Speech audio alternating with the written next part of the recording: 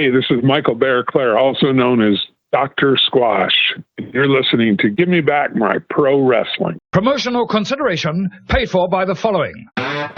This is Steve Bowtie Bryant here. Back in the 90s, I was a pro wrestling photographer for the South, and I released what might have been one of the original sets of indie trading cards. I ran across some of these original sets. They were up in Randall Fanning's attic all this time. PG-13 rookie card, Ricky Morton, George Weingroff as the Sheik, Chris Champion, Reno Riggins, Billy Montana, Gary Valiant, the Scorpion, the Medic, Rick Reynolds, Jeff Daniels, Mephisto and Dante, Ben Jordan, Steve Neely, Marcus Woodrow, Clinton Charisma, Little Farmer John. If you'd like an opportunity to get these cards, contact me now. You can get them for only $49.99. Contact me at stevebowtiebryant at iCloud.com. Get your set now while supplies last.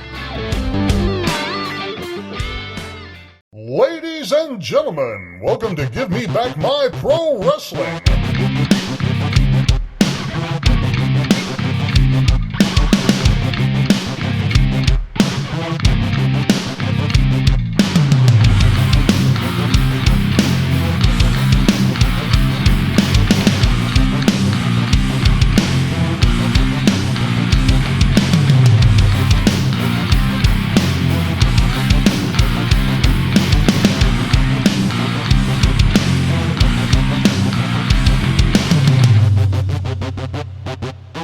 For those who don't know, now you know, baby. This is Hot Rod Biggs, Jared, Jimmy Street. We're going to take them to the limit one more time, baby, right here on Give Me Back My Pro Wrestling. Ladies and gentlemen, welcome one more time to the Give Me Back My Pro Wrestling podcast. And I'm here, as always, with my brother from the same father and mother, the Plastic Sheik, Jared Street. What's up, brother? How you doing? Good, brother. How about yourself? Man, just hanging in there, brother. Just got through with these TCW episodes with Wolfie D, and we got Dr. Squash on the show with us today, man. It's been eventful, brother. It's been eventful. Yeah, man, you've been busy. Been busy at those episodes with the Wolfie podcast with the TCW people. That's good stuff. Yeah, man. I hope people give them a chance, seriously. That's a juggling act, too, man. All those people on one podcast, man. Yeah, and I've got ideas for us like this similar to that, too. I'll send you a message on the side about, but I definitely think it opens up the door because it kind of gets, it serves two masters. It gets people on the show, and it gets cool topics to talk about and stuff like that. So yeah, I was happy, and it was something I was concerned about at first, but actually ended up being smoother than I expected. So can't complain there. But yeah, man, and now we've got Dr. Squash coming on. I'm excited to talk to him. I don't know him, but he had a little run in the business in Nashville, and he's also a world-renowned musician. So very excited to be able to talk to him because, he kind of did at a larger level what I had dreams for on both, so. Yeah, man, it's going to be a good one. I just feel like I'm going to have to ask you about Hal Ketchum. Yeah, for sure. Definitely got to talk about Hal Ketchum. But of course, we had Steve Morton on the last episode. Everybody seemed to enjoy that. Definitely always fun to have a Morton on the podcast. It's just good times. So Absolutely, man. It's good stuff. Now we got to get Ricky, Cody, David, all of them,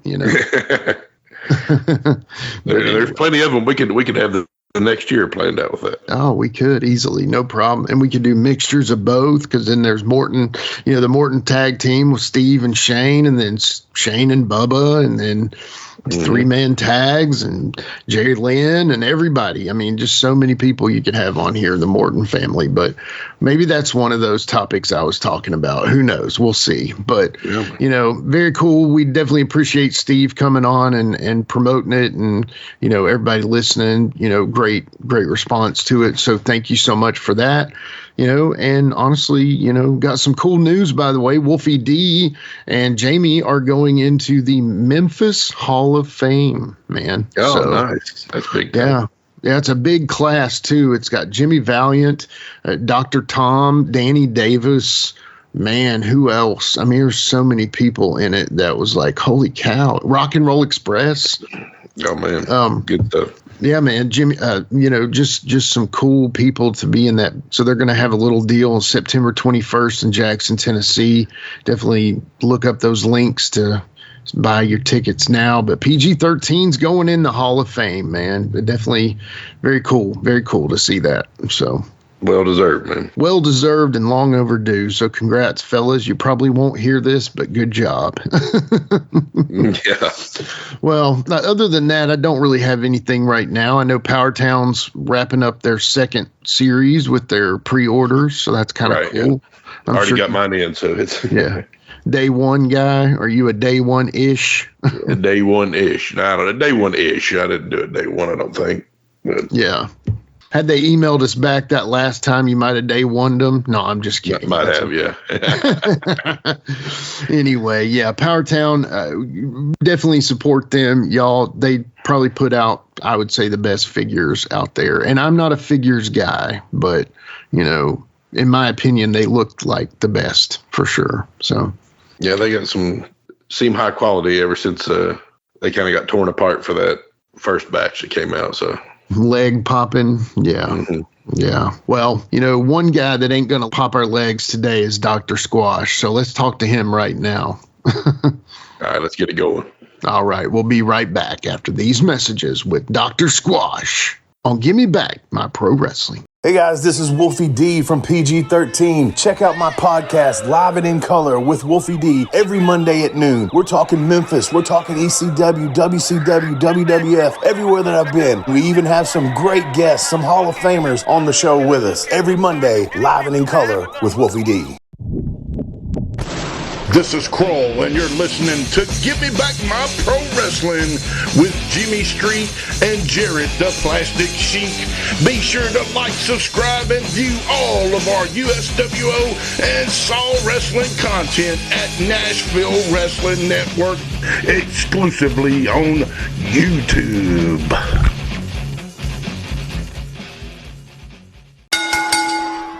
All right, we are back with Give Me Back My Pro Wrestling, and our very special guest of the day. Been very excited since we hooked this one up. Now is the time for the good doctor, and that is the Dr. Squash.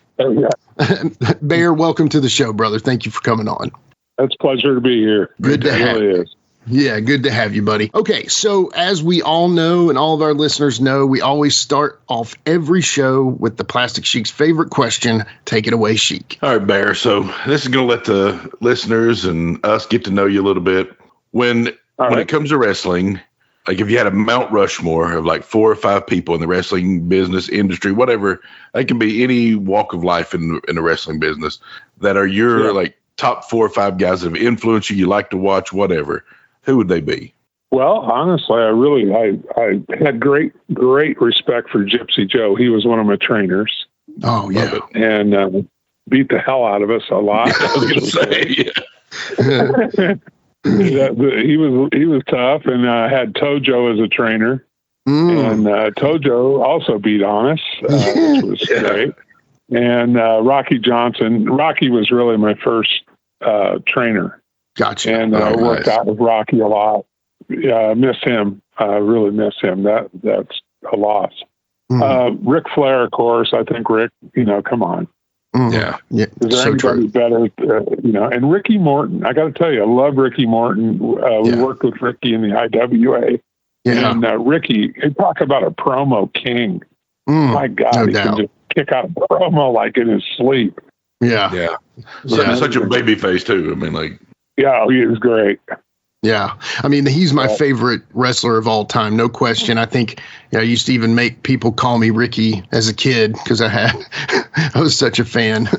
Yeah. You had a mullet rat tail thing going on. Yeah, I did. Mick Foley is he's a really good friend of mine. I've known Mick forever, and we still stay in touch and that's awesome. And talk a lot. And Mick has to be in there too. I mean, Mick did stuff nobody dreamed of doing. Yeah, no doubt. So, no doubt. He's definitely got to be in there.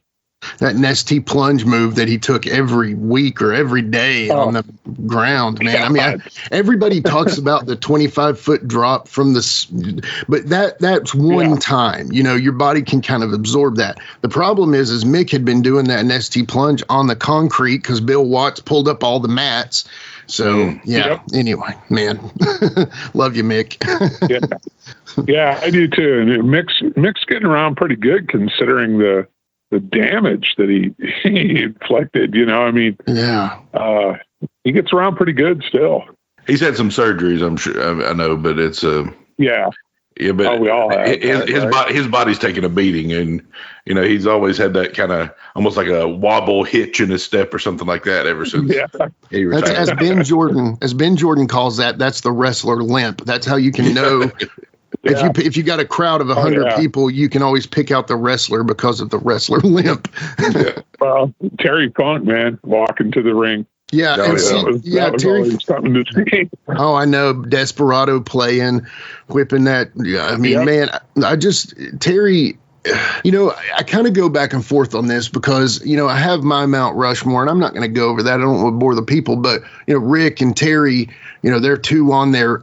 Ricky Morton is my all-time, but, you know, Terry, there's a great argument that Terry is the greatest wrestler of all time. I mean, I really feel like that there's an opportunity to make that argument. And, you know, that's a valid argument. Yeah. Promos, you know, I mean, I just think, Jerry Lawler, I could argue that Lawler is the greatest of all time too. So we don't have to get into that. Maybe we'll bring you back for a GOAT episode later, Bear, but we'll go on with your career today. So to start things off with my questions, I always like to go with this one here. So we're going to take it back to the very beginning and tell us a little bit about your younger days, like where you were born, where'd you go to high school, that kind of stuff. Oh, well, I was born in Iowa City, Iowa, the university, and grew up in Shellsburg, Iowa, a town of about 300 people. So you had to have a good imagination because there was nothing to do. So I got in a lot of trouble as a kid, caused a few problems, but I tried to be creative without hurting anyone, you know, but it was just one of those little towns where a kid could dream, you know, and wrestling in Iowa, as you know, is like the biggest thing ever. Yeah, no doubt. You know, Gable was big when I was a kid. Chris Taylor was big. You know, we used to go to McElroy Auditorium and watch the Bulldog Bob Brown, Buzz Sawyer, Avalanche. You know, I mean, all those guys were there. Bob Geigel, Baron von Raschke. You know, all those guys. I mean, so when I was a kid, I just loved it. But I was a musician, and I've been a musician. You know, Road Dogg was on earlier, and I saw that, and I laughed when you guys were talking to him. Or I don't know if that was your podcast or somebody else's, but it was hilarious. Yeah, it was the Wolfie D. I'm in that one too. There's a tying line there, so yeah. Okay. Yeah, but I had to laugh because they go, or I can't remember exactly the question, but it had to do with my working, and he said, "Well, he's the opposite of good." It was a little stiff, but I mean, hard. Brian and I had so much fun with Brian. I mean, in that band, and he's so talented. Yeah, Brian could have been a rock star. He really could, and Brad too. Brad sang with us for a short time as well, and I sure miss Brad. Brad was a great guy. Yeah, he's arguable as one of the greatest in ring for sure too, you know, but I want to save that discussion for just a little bit, Squash, if you don't mind, Doctor. We'll get to that in just a minute, but I definitely want to talk about that. So thank you for bringing that up. But so let's keep going with your starting wrestling. So when do you remember It was really kind of funny because I had played music my whole life. That's all I'd ever really done. Right. So I was down in Nashville, and I was working with Charlie Walker on the Grand Ole Opry. And the Road Warriors came backstage because I knew they were in town because I worked at a gym during the day, Living Well Fitness Center. Okay. And I worked in a gym up in Fort Dodge, Iowa, so it was a natural thing just to go to work for Living Well. And, of course, all the boys worked out there, all of them. That's where everybody went. Scott Hall, everybody. Scott and I were good friends. And So they would come to the gym, and we had a room in there set up that had some 3-inch thick mats in it. And they would come in there. And so I was watching them, and Hawk said to me, he said, "Man, you're a big boy. Where are you from?" And I said, "I'm from Iowa." He goes, "We're from Minnesota," being funny. And we just hit it off and became good friends. And I said, "Well, what's it pay?" And he told me, and, music wasn't exactly, a get-rich scheme back then either. So I thought, well, this, it's like fun. Right. And I've always been very creative as far as, storylines and things. That was really what I did. I just didn't have any budget, Yeah.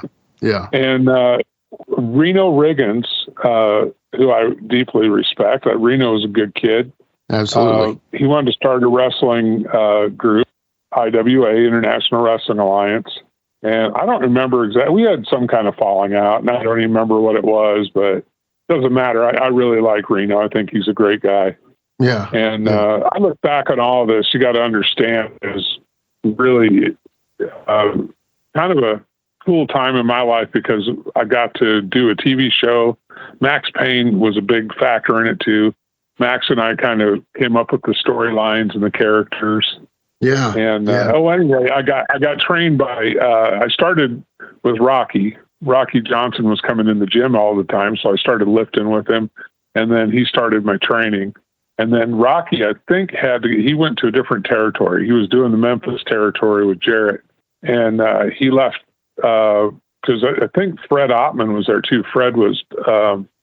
Can't remember the gimmick he had then, but he was working with Rocky in Memphis. Yeah. And then they ended up leaving, and the Steiners came in. So I knew Scotty when he first got in the business, and he's always been huge, but he looks way different now than he did then. Yeah, he was definitely. Always good, but I'm trying to condense this for you, so apologize. It's okay. And I ended up training with Tojo. Tojo took me to a pretty good level, and then I ended up training with Gypsy Joe. Yeah. And Gypsy took it next level because he was like, you're a big guy. I'm 6'5", and at the time about 390 pounds. And he said, you got to do big guy stuff. And then he decided to show us how to do some, fairly high falls, things like that. And of course, I was getting my bell rung constantly because I would forget to tuck my chin, that kind of stuff. Yeah. So I had a lot of concussions, a lot. And, and then we kind of progressed from doing shots. We were going down to Dothan, Alabama in an airplane hangar and wrestling down there. I can't remember the guy's name, but, it was basically you're going to fight somebody from the crowd. It was crazy.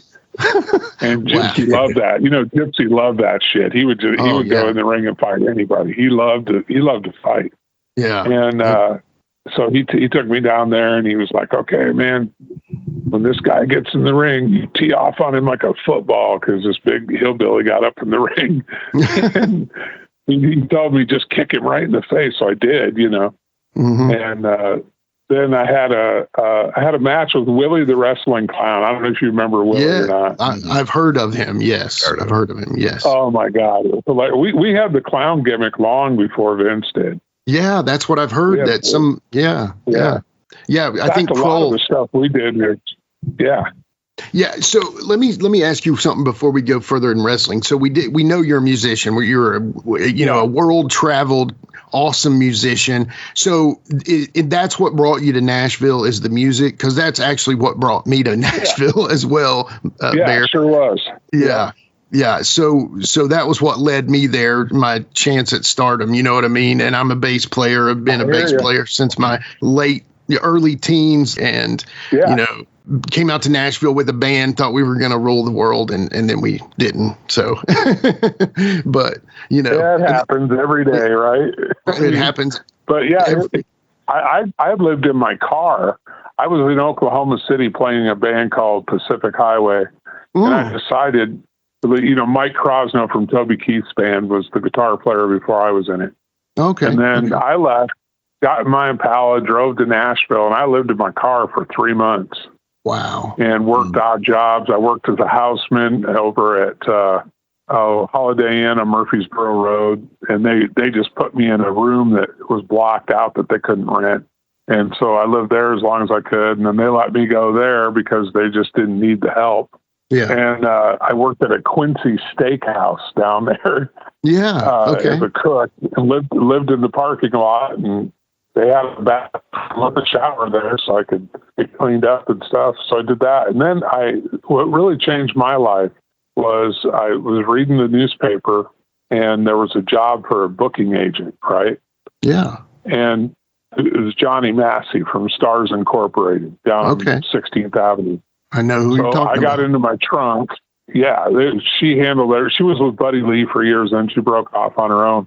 And she had a real gravelly voice because she smoked and drank Baileys every morning. Nice. With her coffee. Yeah, she started the day off right. So she talked like this, had that kind of voice. Yeah. Real heel voice, Yeah. And so I dug into my trunk, and I had a suit in one of the garbage bags that I had in the back, because I didn't have suitcases. And so I pulled this suit out, this crumpled up suit, put it on, just wrinkled ass, it was terrible. I looked homeless because I was. And I went up to the door, and I knocked on the door, and she came to the door and swung it open, and she took a big drag on her cigarette, and she goes, "What?" She answered the door. I go, "I'm here about the job for a booking agent." And she looked me up and down for a second. She goes, "Come on in, talk to me."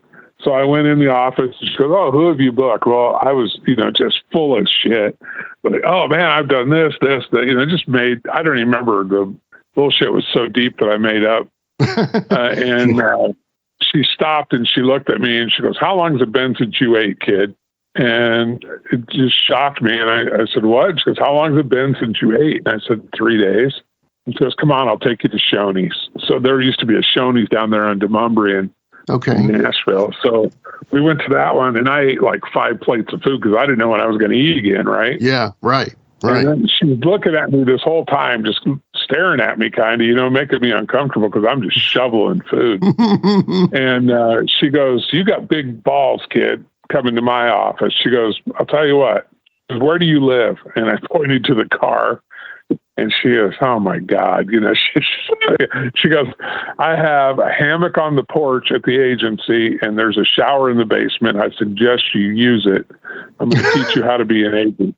And she took me under her wing. And had I not gotten that break, I don't know what would have happened, because it leads to another story that I think you'll find interesting. Yeah. So I'd worked there about 3 months, right? Been living in the basement. I was vacuuming the whole place after everybody would leave. And then I'd go sleep in the hammock. One day she walks in the office, and me and Dick Beecham, he was a major agent in Nashville that worked for her. We were in the office, and she goes, "All right, I got Chet Atkins' dossier right here. Who wants Chet?" I said, "I do." She goes, "No, you are not getting Chet Atkins." And I said, "Johnny, give me a break." Because, he's my hero. Yeah. He was the reason I wanted to move to Nashville, because I love Chet Atkins' records. Oh, he's great. So, yeah. She left one day. She went to Kentucky, and I was there by myself at the agency. And she told me, "Don't do anything without getting hold of me. If somebody calls, call me first, and then we'll decide." Well, call came through, and it was from Rivergate Mall. Do you remember that out in Nashville? Oh, yeah. Rivergate? Absolutely. Used to live out that way. Yeah. Oh, okay. Well, yeah, you know what I'm talking about. So they called and said, "Hey, we want to have Chet Atkins come out and do a record signing in store." And I was like, "Oh, well, great. I happened to book him, And I said, "What's your budget?" And they said, $650. And I go, "Great, we'll take it." And so I book him, right? And I send the contract over to Chet's office. I'm doing all this without Johnny's permission, because I'm thinking she's gonna love this. I booked him, Yeah, yeah. And that I could do the whole process. Because we had power of attorney, so we signed for it. And I get a call about 10 minutes later, and it's Chet's secretary. And she said, "Hey, can you come over here? Chet would like to meet with you." I'm thinking, he's going to thank me. Yeah. How awesome is this? I get to meet him. He's going to be grateful and thank me for this fantastic gig I got him. So I go over there, and I'm sitting in his office, right? And, when you're in the office they're talking on the phone. You just kind of listen in. You don't mean to, but you're right there. And I heard her say, okay, yes, when Chet gets there, there'll be 60,000 and then the other 60,000 after the show. And it hits me like a ton of bricks. I just booked this dude for $650. Oh my God. He's hitting 100. Yeah. You know where I'm going now, right? Oh so my now God. I'm sick. I start sweating. I'm turning gray.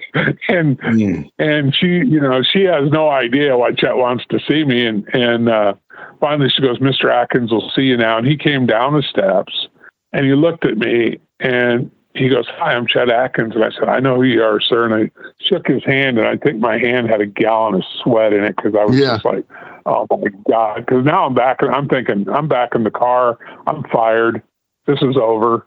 I blew it, Yeah. And he goes, well, come up here and talk to me about this gig, And I said, okay. So we go in his office, and he says, where are you from? And I said, I'm from Iowa, sir. And he goes, Iowa, huh? And he's telling me about, he played with a symphony, I think, in Des Moines or whatever. And I wasn't even listening because I was just terrified. Freaking out. Yeah. And he goes, do you know Scotty Turner? And I said, no, sir, I do not. And he goes, did Scotty put you up to this? And it was a friend of his. And I said, no. And then he realized it was legit. I had really screwed up. And he goes, I'll tell you what. He goes, let's go do the gig, but you're going with me. And then he invited John Knowles, one of the greatest guitar players in the world, who did his transcription work.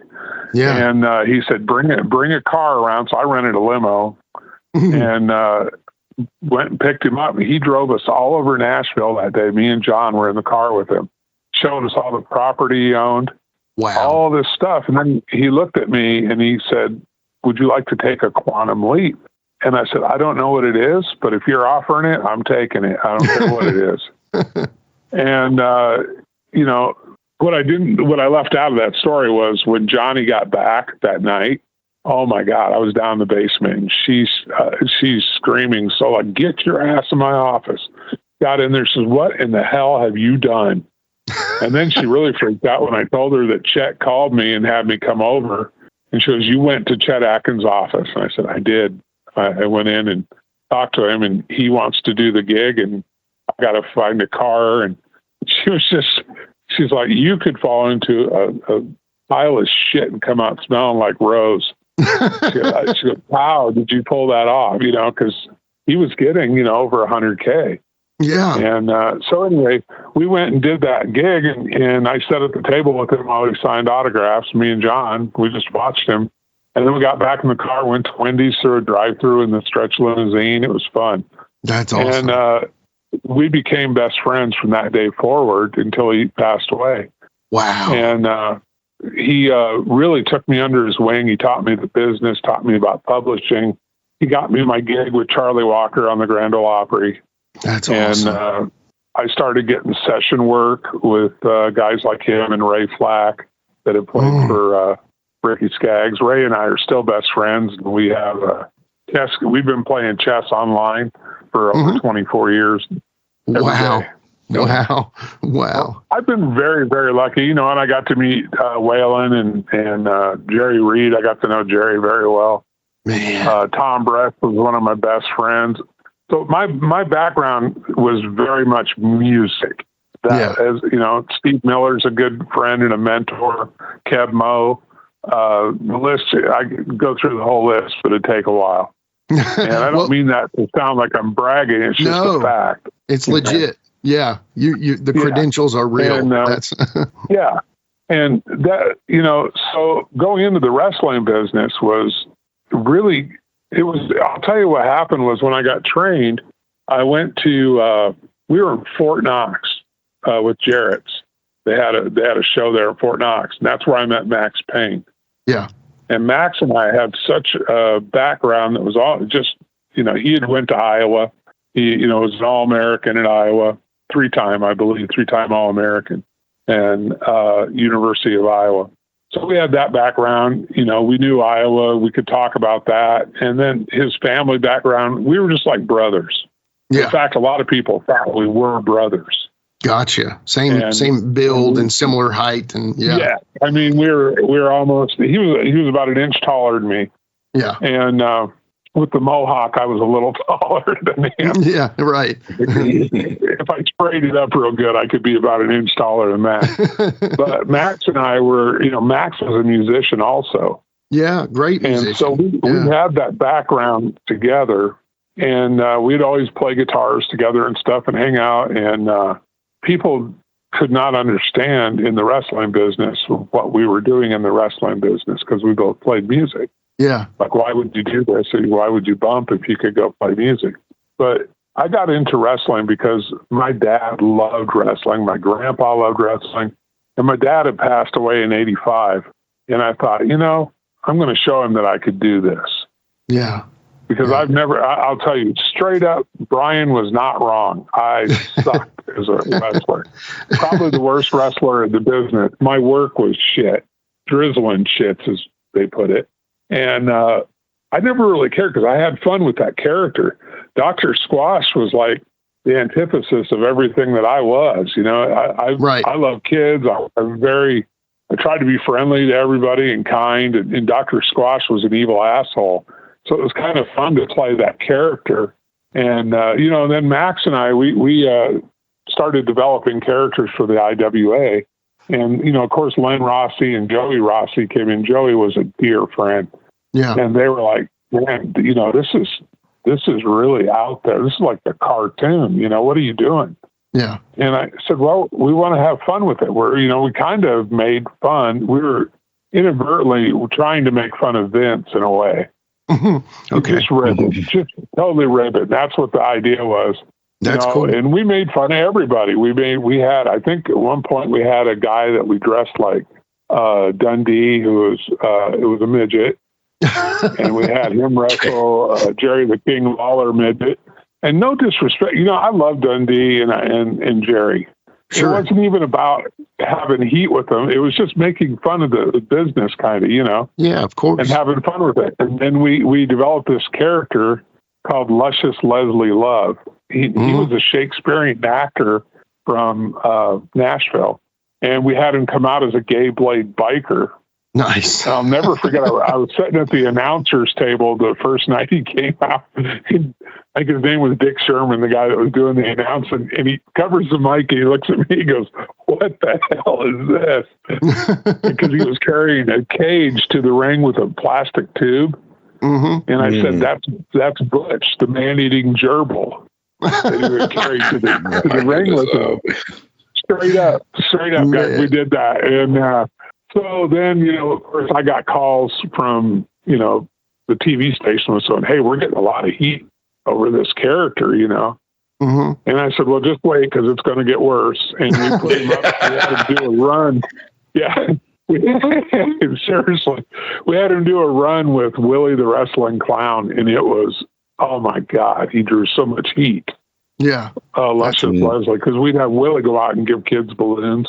And then Luscious will go out and pop them, that kind of, just real cheap heat. It wasn't good heat. And we knew that. It was crap. But we just had fun. We had a character called Barry Cuda, and he wore a fish suit. He had like Paul Pig. He was a big bodybuilder, but he had like fins on the arms and stuff. Oh, we had no budget. So there was literally no budget. I was just going out and getting sponsors like Jiffy Burger in Manchester, that would just cover the airing of the show. We did all the filming, editing, everything ourselves. Because that was another thing I did. I got a background in. Yeah. But, that's what we were working with Bubba and Mike. You guys had Bubba on earlier. Right. I love Bubba. Bubba is like, he will always be brothers. And I love Mike Ayers too. I want to say that. Mike, he was one of the toughest people I've ever known. And, we had a lot of fun with the interns and Dr. Squash because that gave us all a chance to just go out and have fun because those guys were both jailers at the time. So they worked under hoods. Yeah. Right. Yeah. And it was a hilarious gimmick. It really was. No, it was. And the way they acted, oh my God, it's so funny. Oh, Well, and then I don't know if you ever saw that bit we did with the doctor's office. Yes. So yes. we had recently. Where they hit the homeless guy with the ambulance, and then they bring him to my office and hey, we're going to get the doc some business, that kind of thing. And I looked down at him and go, hey, what day is it? And then I did the Three Stooges slap on both of them. Yes. And I go, it's dental day, fix it. So they pound on him in the chair, and then the nurse hits him in the back of the head, and he's spitting out teeth.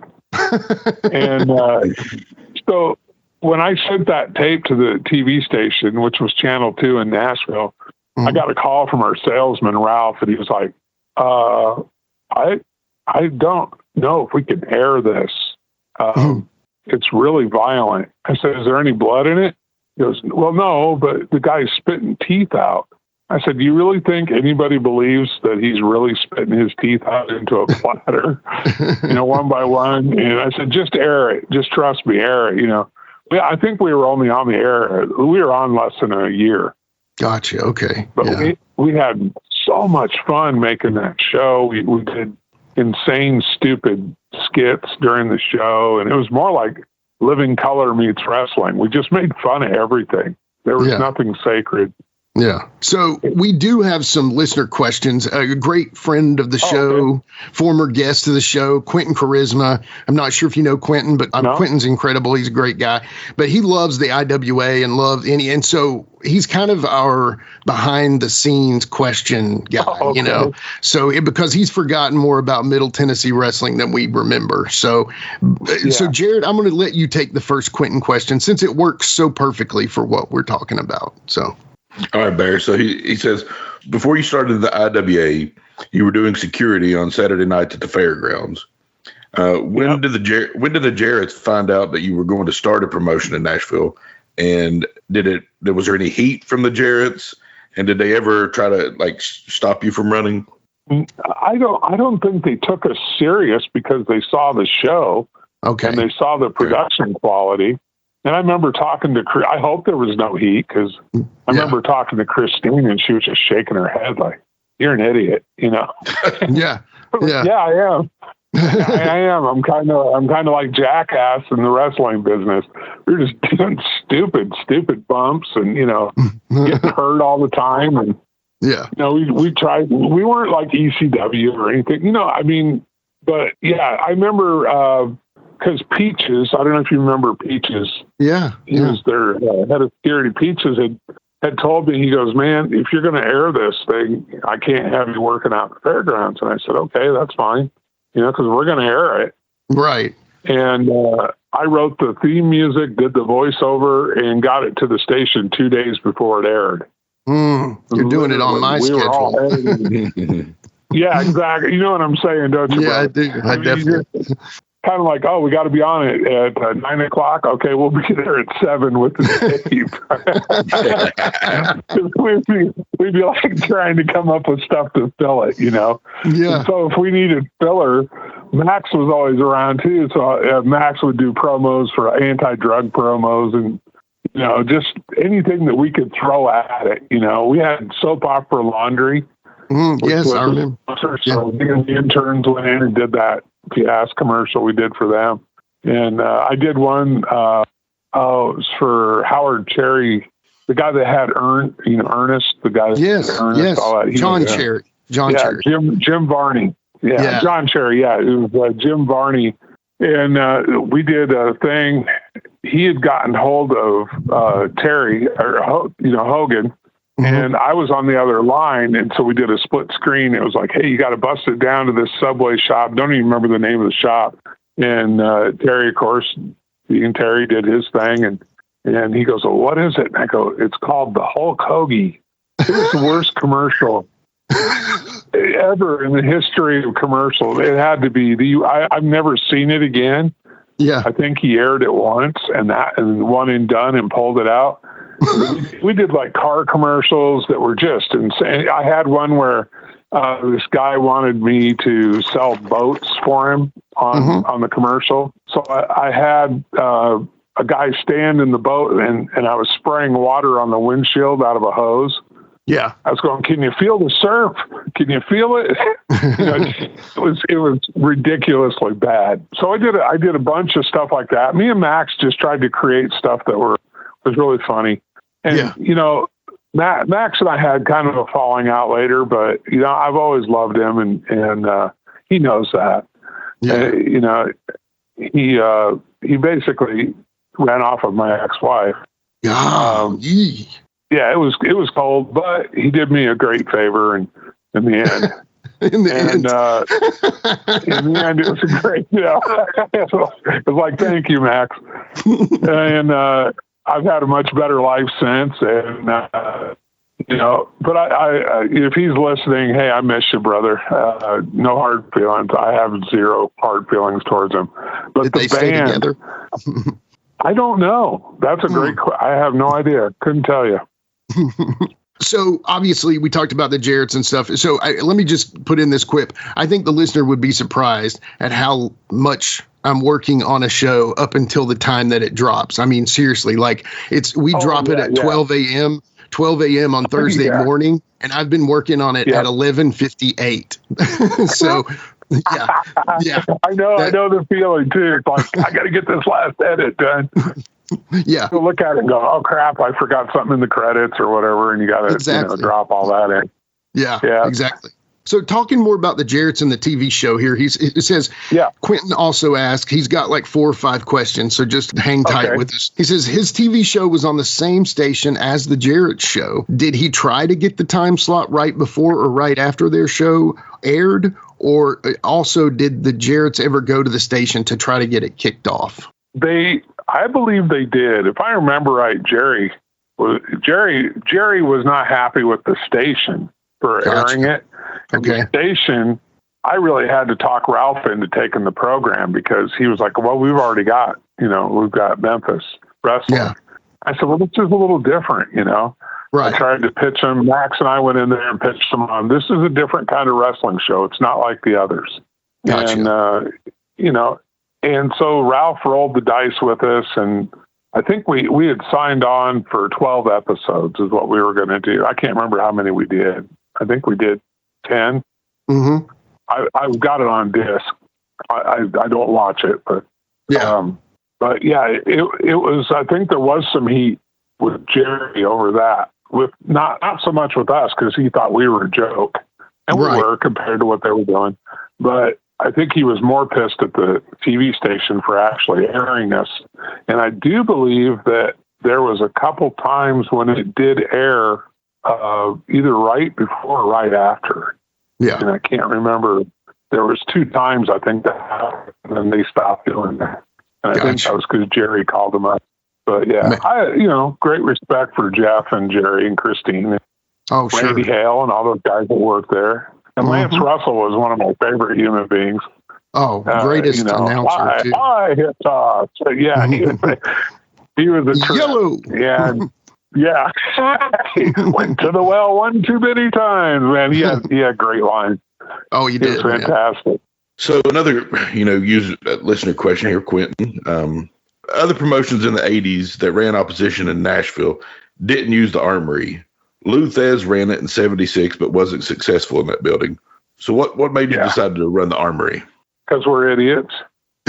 And I heard when we ran the Armory, we basically were bucking everybody that told us don't run the Armory, including Nick Goulas. Nick Goulas told me the same thing, don't do the Armory. So, of course, we did the Armory. Like idiots. Like, okay, we'll make it work because me and Max, we believe that we could do anything, Yeah. And when you're young and dumb like that, you think, okay, well, they didn't make it. Well, I will. Well, when 3 people showed up and I owed Orville, I can't remember what it was for the ring back then, a couple $100, and I didn't have the money to pay him. It was tense. That's when we really started to feel the heat of, okay, I got to do this show every week and I can't afford it. I got no money. Basically out of funds, we were starting to run out of ideas at that point because we'd already done it. By that point, we'd done Luscious Leslie, Willie the Wrestling Clown, which still I laugh every time I think about it. We had Cool Breeze Williams, Robert Scorpio. Yeah. We brought in, I called Terry Gordy to come in and he did our first show. I love Terry. I sure miss him. Oh, man. Wow. And Terry said, yeah, I'll do it, brother. You know, he came in, he worked with Saul Weingroth. Oh, and I'm big friends with George. George is a buddy. Oh, so. Yeah. George, the Weingroths, well, their dad is kind of the one that got me in the business, hooked me up with Tojo. Nice. Because I went with Buddy Lee. I knew Buddy Lee really well, the Nature Boy Buddy Lee that ran Buddy Lee Entertainment down on Music Row. And I went up and talked to Buddy, and I said, Buddy, I want to get in the wrestling business. And he said, well, I'll have you talk to Mr. Weingroth, and he'll get you hooked up. Yeah. And actually, it wasn't Saul. That was Saul was the dad. It was, what was it? He was the brother that was blind. So that was George was blind. George was blind. And then he had a brother, Herbert. Okay. Herbie was his brother. No, it had to have been George. Very cool. Love George. Perry. Yeah. Yeah. I've interviewed George about 3 or 4 times. Yeah. Oh, man. No doubt. Yeah. And it was crazy good. Yeah. Okay. Well, we've talked about this question a little bit, but I'm going to ask it because Quentin's our buddy. And you've kind of answered this, but I just want to clear some things up here. So he says, Maxx Payne was obviously your biggest star, right? Of course. There's no question. Yeah. And he says Payne had just recently left the Jarrett Promotions. Now, did you contact Payne or did Payne contact you? And what was the selling point for Maxx Payne to work for him as the company's top babyface? Well, it really wasn't even a negotiation. He was kind of burned out on, doing that run to Indy and or up in it was in Indy, Indiana. I can't remember. Was it Evansville? Yeah, he'd been doing that whole circuit. Evansville, and then we'd go to Memphis and do TV, and then come back to Nashville, and he was just kind of burned out on it. He wasn't really making any money. Yeah. Okay. And, then jumped right out of the fire and into the frying pan with IWA. Talk about no money, man. Our big thing was, we'd buy ramen and throw an egg in the ramen and call it a Chinese buffet because, it was like having a Chinese buffet if you had an egg in it, right? Yeah. Okay. Yeah, exactly. So having Max come in, it was great because we felt like we had at least one star on the show. Legitimacy. Then we created all the others. But we did have guest shots. We had Ricky Morton in, which was great. Ricky did a great job for us. Had a great match with Bubba, had a great match with Bubba. Oh, yeah, man. Yeah. Fantastic. And, Steve Sawyer, I miss Steve too. Steve was a hell of a worker. We had him when he started. So that was a cool thing. We had, oh man, I'm trying to think of all the guys. I mean, we had Paul Pigg, as Barry Kuda, gentleman Jim Corbett. We had, there was a lot of guys that would not have gotten a chance to work otherwise, because they weren't, Jarrett's weren't taking on anybody. Right. And if they were, they were pulling out of AWA and, Kurt, I think, went down there and worked. And it sounds to me like IWA and ECW kind of come from the same idea and place. Basically, the island of misfit toys, it sounds like. You know what I mean? Yes. But Paul pulled it off. Yeah. We didn't. Well, but you tried. You tried. Yeah. But, the thing was, we didn't realize what it was going to really cost. We thought we could just do it and then get the sponsors. Well, that's not how life works. And then, it doesn't work like that. I know that. No, Trust me. It doesn't work at all like that. If you build it, they may not come, actually. Right. You share a can of beans and you go, yeah, that's great TV. You look at each other. I remember we went to a pizza place to watch it on TV because we were all excited about, our show's on, And I think Joan Santoro, who was one of the announcers, had to pay for the pizza because none of us had any money. It's like, hey, we're on TV, look, but we need to pay for this. Well, and that was when Ty and Papu had come up to work for Jarrett. Yeah, okay. And they were living with me because they had nowhere to go. So Ty and Tapu were living with me. and scaring the hell out of my neighbors because they'd go out in the backyard and chip golf balls into a box, you know. That's funny. You know, Ty was huge. He was massive. And then Tapu looked like somebody that was under the bridge, you know, collecting tolls when he crossed. So here, let me tell you a funny story about the neighborhood. Let me tell you a funny story about Ty. Okay.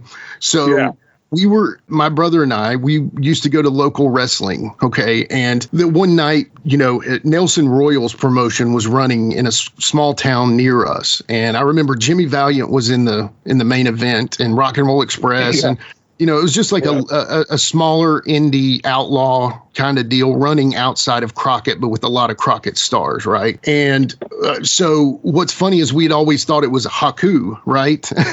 We thought this was Haku. And Jared, we rushed the bottom because we want to go give Jimmy Valiant high five after his match. Well, it turns out that Ty comes out into the crowd a little bit because everybody's rushed around Jimmy, and my brother walks directly into like his arm or side and slimes sweat his entire face. For years, we had thought that was Haku, right? For decades, we had thought it was. I think we had heard people say that at the place. Right, we had heard people tell us it was Haku and stuff, and you know, we were dumb enough just to believe it as kids because we were like, "Oh my God, Haku's here," you know. And sure enough, it was Ty. And I just found out because we had Tommy Angel recently on the podcast about a year ago, and Tommy was in that Nelson Royals promotion. So I started doing a lot of research, and I said, "Jared, I bet that's this dude," and I bet it was Nelson Royals promotion, because we never knew the promotion or anything. Well, anyway, long story short, you were talking about Ty, and that just brought up that memory in my mind. Sorry to take over.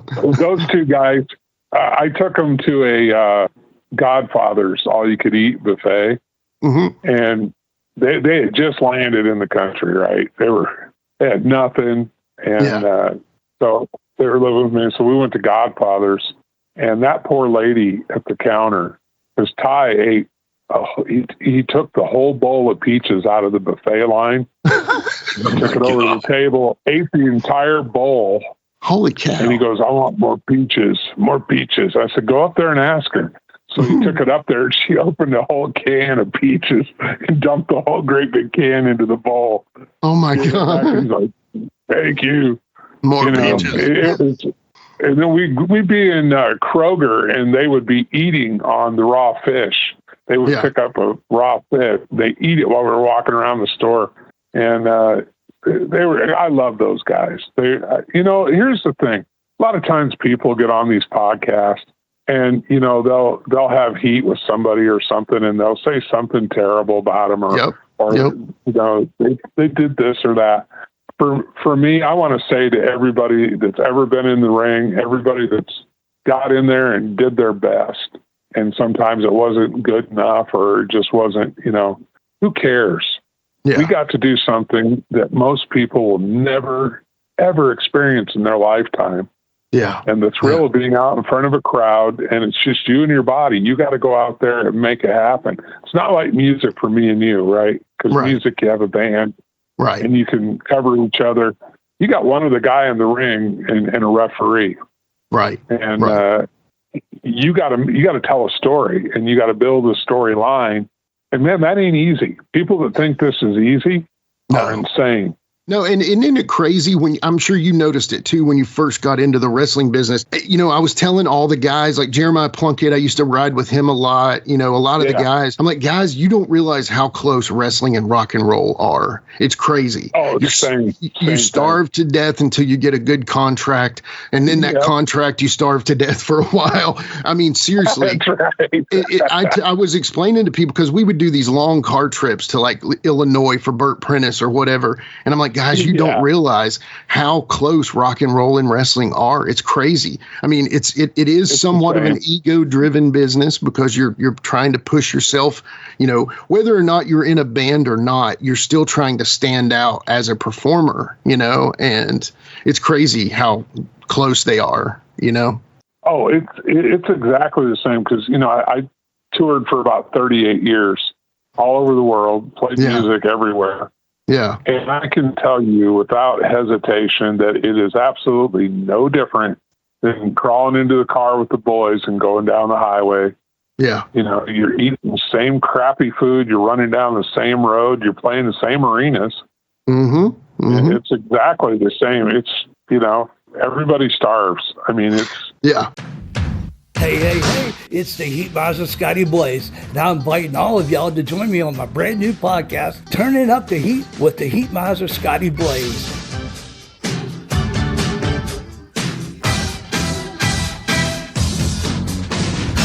So what are you waiting for? Come on over and join me. I'll be covering all the events of the day, global, national, pop culture, movies, gaming, whatever sounds interesting. But I'll also be playing some awesome skating shuffle music from the 70s, the 80s, the 90s, the 2000s.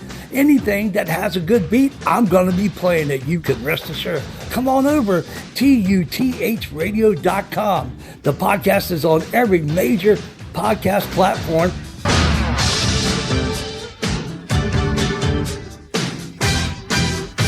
See you then. That's right, it's the talk of Middle Tennessee, the channel you love to hate and the channel you hate to love. It's Brian Turner from Brian Turner's VHS Rehab. And if you're looking for matches from Wolfie D to Jerry Lawler to Dusty Rhodes and the team that put a pimp before your eyes and a goatee between your thighs, Booty Call and Athena, go to lostwrestling.com. See, I made it easy for you. Brian Turner's VHS Rehab. Booyah. So before we get into the music, because I do want to talk music with you real quick, some more. Yeah. There is a question that it's kind of a, I don't know how to ask this question, because I think there's a lot of questions and rumors out there about this situation that I do want you to clear up if you're open to doing it. Sure. So there are some questions about the end of IWA, specifically the final show, and there's something about the gate going missing at the end of the show. Can you clear that up a little bit for us? Well, I don't really remember the last show. Okay. Okay, fair enough. And if there was a last show, because I don't think we had any after Joplin, Missouri. I think that was our last one, because we shot a lot of footage. We had a good house in Joplin. We had a guy that worked there that, you know what? Now I do remember now. It was Joplin, because we took a bus from Nashville. I had to lease a bus to go to Nashville, and I ended up paying him like twice what he had originally said it was going to cost. But we had to haul everybody. Right. And I think if there's any ambiguity about that or any heat, it was because they didn't realize what it cost. Okay. You know, to transport cameras, those guys had to be paid. Right. And I had guys, Terry Adonis had to be paid. You know, he doubled his pay too. He was going to do a $1 spot, and then he wanted $2, and it was like, well, Terry, right? You know, well, he got a good house, and we'll say, yeah, but we haven't had a house. The first good house we had. You know, I think it's real easy for, you know, I mean, if there is anybody out there that thinks I got rich on that show, they're absolutely insane, because that show really put me under. I mean, all the shows were the houses that we had were usually very small, so we'd move everybody to one side and shoot from one side. Yeah, of course, just like AEW does now. You know. Yeah. I mean, that's what you do. You move your crowd around, and you talk to the crowd before, and you tell them when you want them to pop. They had somebody, I can't remember who it was doing the floor directing for us. So if there was a high spot, we needed more of a pop, he would get the crowd up. Yeah. But I had to pay for the arena over in Joplin. We paid the DJ from the radio. See, we had a DJ there at the local radio station who had actually fallen and broken his arm. And we came up with this angle that he was going to tell him that the interns broke his arm and that I ordered it done. And then we started our promos. I was on his radio show every week leading up to the show. Yeah. You know, because he would pretend he was calling and pranking me. and I'd go off on him, you know. Don't make me come back over there this time. It's going to be your legs, you know, threatening him and stuff, you know. Right. And of course that made news there. It was, promotion is promotion. Right. It was cheap heat. Right. I've had a lot of the old timers, Gypsy used to look at me and go, "Oh man, that's cheap heat. Got to have good heat." And I go, "Well, Gyps, right now we need heat of any kind." It's mighty cold at our shows when there's 3 people showing up, Couldn't even film that night when we had at Orville's ring. But, like I said, I don't hold any grudges against anybody. I hope nobody does me either. It was just a moment in time. And, because there's always somebody that feels like they got slighted or didn't get paid. We did the best we could with what we had. Absolutely. And that's usually what it's like, that's it, man. That's and to reality. Yeah, it is. It is. And to kind of go into this question a little further, so just to kind of clear up some stuff here, basically. One thing he, it was like he had heard that something about the Money Marks money started missing, but not about the gate. But then the story was, about the gate. The story got changed many times through the years and ended up totally different. You know how the wrestling business is, man. It's it's like you could tell a story at one end. What's that telephone game that used to play as kids? Yeah. This guy is running down the highway and it turns out that a bird flew over a swimming pool. It's like totally different. Exactly. So we know stories change. And so I just wanted to clear that up because I had heard something about that. And it wasn't necessarily like pointing at you. It was just a question that it was kind of like you said, ambiguously wanting to get that answered. So I do appreciate you answering that. And I wish I had more of an answer, but it's been so long ago. And I, honest to God, I really don't even remember, but I do remember that trip to Joplin cost us an arm and a leg because by the time we paid for fuel, rental of the bus, paid the driver, and everybody that was involved at the arena, we had to rent the arena, which was not cheap. Right. And, there wasn't much house left. And then I had, some of the old timers like Terry, doubling up on me saying, "No, I'm going to get this," It's like, well, and I pay them because I respected the old timers, Len Rossi and Joe. I love those guys. Joe was one of my best friends. And, I tried to always be very respectful of them because, they paved the road we all walk on. Right. Exactly. Amen to that. Amen. Yeah. I mean, just to know, imagine going out working like they did. I mean, to know that Gypsy Joe and Chet Atkins are 2 of your mentors to me, it's like, I know. Well, Chet came out and cause he loved wrestling. Really? Oh my God. We would watch it together. And, that's amazing. I had him come out and I said, "Okay, here's the deal. When I come out, just, come at me, just, push me or something, And, of course he pushed and I took a bump and I stood up and was standing next to him. And, I'm used to this. Like, I'm sure you guys will know, people were throwing cups of ice and bottles and, I was a heel. Yeah. So and people genuinely hated me for whatever the reason, they hated me. Well, it whizzed right by Chet's ear and it scared him to death. He's like, "Damn, because you do this because I'm not doing that again." But he loved the fact that I was a wrestler. He thought it was funnier than hell. That's awesome. And, I had so many good friends like Terry Gordy. When Terry died, it really took the wind out of my sails. That's because I love Terry and I saw a side of him that a lot of people didn't. Yeah. And, same with like Mick Foley and guys like that. I mean, they're just good people.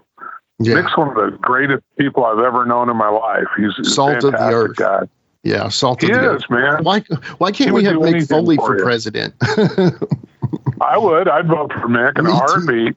Maybe we should write him in. And, yeah, I will. I love the Mickster. He's awesome. Yeah. But, if you think about how many of these guys are gone now, how many we've lost. I know. I mean, we're just so much fun. And you know what I'm talking about.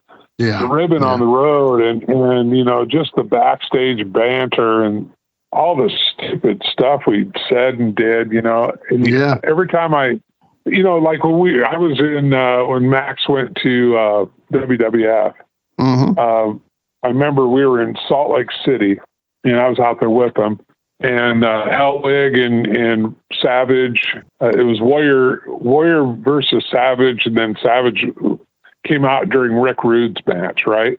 Okay. And Vince had told them, hey, this is a Mormon crowd, keep it kind of PG. So, of course, Savage yanked down Rude's tights, right? His butt's hanging out. Rick's walking. Rick did the whole stumble all the way around all four corners, before he finally fell. It was, and we all got in the car together. We laughed so hard. I think we were driving from the Salt House before they tore it down. And I think it was in southern Utah was the next show or whatever. So we drove down there. But I mean, that was, you have those memories and you think of these guys and you know them differently than everybody else because they're family guys. They're trying to take care of things. So I've always had great respect for, pretty much everybody. There's a few people that kind of jackasses, but you just chalk that up. That's life. That's just life, man. There's jackasses and real, there's so much. And everything. Yeah.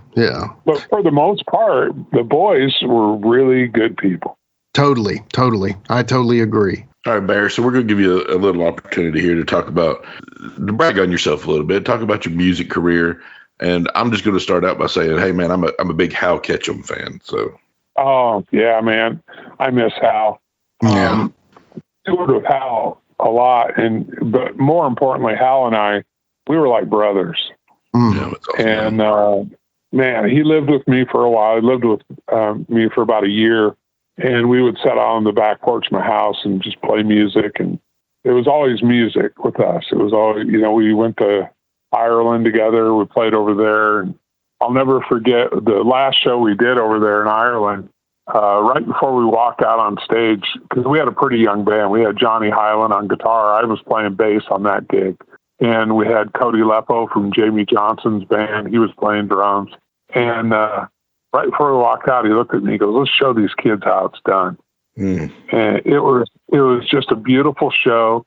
Hal had MS and myelitis. And so at one point he had lost all feeling in his arms and was basically bedridden. And he came back from that. And then he died of Alzheimer's and, which was so sad at 66, I think. Yeah, it's horrible. And, man, to watch a guy that talented with that much charisma just kind of go down that path, it was horrible. Such a smooth voice, man. He was the smoothest. Yeah. And then, I worked with Steve Miller. I love Steve. Steve taught me a lot about the business and, again, about publishing and, recording. We played guitar together a lot. He was actually one of my guitar students. And I couldn't teach him much because Steve Miller, I always thought that was kind of weird. But he wanted to play that Chet Atkins style guitar. Okay. So he'd have me come over and we would sit around and I'd try to teach him how to do the finger style stuff. And finally one day he just goes, you know what, bag this shit. He goes, I play 3 chords. I've done pretty good with 3 chords. But yeah, can't argue that. No argument there, Steve. No, and then Kev Moe, the guy, the list is really, Bruce Willis. I worked with Bruce for 3 years as a sound guy and became very close to Bruce. So really, I feel bad for him right now. He's really going through a lot. With that aphasia, right? Yeah. It's so sad. One of the funniest people I've ever known. I mean, just a great guy. Through Steve Miller, I met a lot of people. It's kind of funny because you work with these guys, and then through them, you get all these other connections, and you start to get to know other people. And I can't tell you how many people I brought out to Steve's house. I brought Kev Moe out there, Hal Ketchum. I took Hal out there one day. I got to sit right between Hal and Steve, and they were singing old songs together, and it was surreal. I'll never forget that as long as I live. But I've been real lucky. I got to play with just about everybody I ever dreamed I could meet and play with. And, you know, the wrestling thing's just kind of a fond memory now. It was fun. I just had a blast. You know, I had Bubba and Mike, and I can't tell you, you know, Bubba, it made me laugh so hard on the road. Bubba's crazy in a good way. He's fun-loving, good, solid guy. Mike was too. Mike was very funny. Yeah. And, you know, the music part of it has always been the stable part for me. Okay. The wrestling was very unstable, but it was so much fun. You know, how could you not want to do that? Right, exactly. It just so happens that, unfortunately, a lot of the times the shows are on the same night. So you have to pick. You're like, okay, do I go play this show or do I go to this wrestling, you know? And you're like, okay, well, how much money can I make at one and versus the other? But exactly. I'm doing session work. Yeah, so I never session player in Nashville, so I was able to. I was still making money playing. I just put a do-rag on.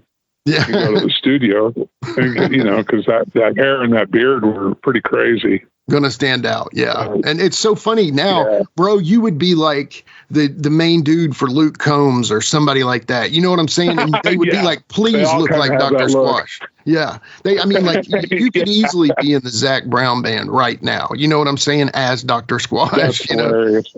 I mean, think about it. Changes though. Like big fat guys. Well, I didn't mean it that way. Guys are stars. I didn't mean it that way. I did. So talking more about the music, and I know we brought up Living Insanity earlier, but I do want to retouch on it here. Could we ever, how can we hear some of the Living Insanity stuff, man? How is that? I believe Maxx, I saw an interview not too long ago. Maxx had said that he was going to bring it out. I haven't been contacted, and I didn't expect to be at all. Right. But, I would love for the music to be heard because we put a lot of time. We were a year in a studio in Atlanta. We lived at the studio, and it was like herding cats trying to get anything done because, you know, it's the boys. Right. And there was a lot of substance abuse going on while we were trying to get it done. And of course. Yeah. So I was probably the only sober member in the band. Wow. And, me and the drummer were pretty much running it. We were trying to get the tracks done. You know, it was hard, but we got a killer album done. And I think honestly, the standout on the whole thing was Brian. Really? Brian's I believe that greatest rock singer. I mean, I'm not blowing smoke up his skirt. He's one of the greatest rock singers I ever worked with. I mean, what a voice. I know. I mean, Jeff Jarrett sounds great. Don't get me wrong. But Brian, man, when I'm just kidding. We know it was Brian. Yeah. But anyway, dudes, spend my time working hard on the go. I mean, I cannot sing. That's why I'm a good bass player. But, you know, I can. It's like, have you ever? I mean, you can probably do it, but I was never very good at separating me singing the root notes that I'm playing on the bass. You know what I mean? No, yeah. It takes practice, man, a lot. Oh man, a lot. Yeah, especially if you're a bass player because you're holding down the fort. Right. And so you tend to go to that note because that's what you're hearing in your head too. Right. Yeah. But Brian, I'm telling you, man, him and Brad, I remember sitting with an acoustic guitar and Sandra Glass was our manager. She managed quite a few of the boys then. Okay. And, you know, Sandra was getting really frustrated with us because we'd been there, I think, 5 months and I don't think we had anything done at that point. Because they would go, we had a clown room, they called it, and they'd go in there and clown it up, you know? Yeah. And, I got a great story for you. You know, Please. Hopefully they won't care, the boys. Sandra had an interview set up with Brian Williams from CNN at her house, right? Newscaster. So I think Larry Zabisco had come over and gave Maxx a whole bunch of acid, window pane acid. Yeah. Okay. And so the living legend. Yeah, so everybody had gotten there. Yeah, Larry came by. Hey, I got this. You know, it was all on paper. You know, just tiny squares of paper. Sure, I've heard of that before. So it was like, okay, yeah, sure.